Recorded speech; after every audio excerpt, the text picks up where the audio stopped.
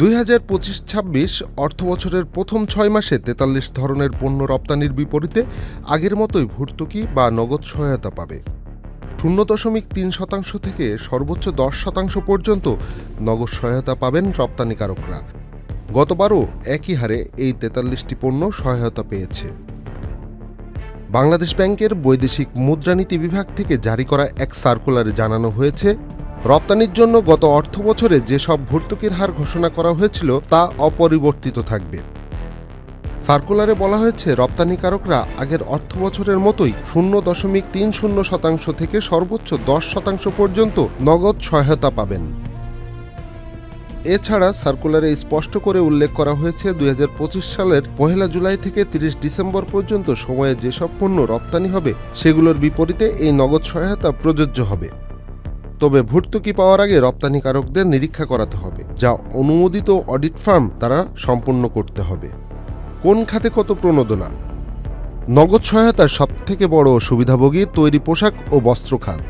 দেশি সুতা ব্যবহার করে উৎপাদিত তৈরি পোশাক নতুন বাজারে রপ্তানি করলে সর্বোচ্চ ৫.৯% প্রণোদনা মিলবে, যা গত বছরের জুনে ছিল ৯.১%।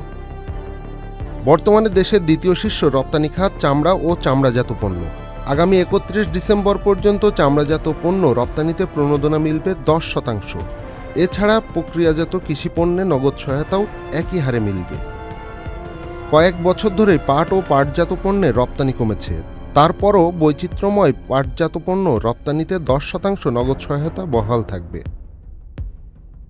এছাড়া হিমায়িত চিংড়ি, মোটরসাইকেল, ইলেকট্রনিক্স, মহিষের নাড়িভুড়ি, শিং, রগ, কাঁকড়া, কুচে, আতর, আগর ইত্যাদি পণ্য রপ্তানিতেও নগদ সহায়তা আগের মতোই থাকবে। Mahbub Morshed, Channel I online. Bundle থাকলে প্রতি সেনমানিতে টাকা বাঁচবে। বিকাশ সেনমানি বান্ডেল কিনে জিতুন প্রতি লেনদেনে। শুরু হয়েছে Standard Chartered Channel I agro অ্যাওয়ার্ডের ১০ম আয়োজনের মনোনয়ন গ্রহণ। এবার নতুন ক্যাটাগরি বছরের সেরা ছাদ কৃষক সহ মোট ১৩টি ক্যাটাগরিতে পুরস্কার প্রদান করা হবে।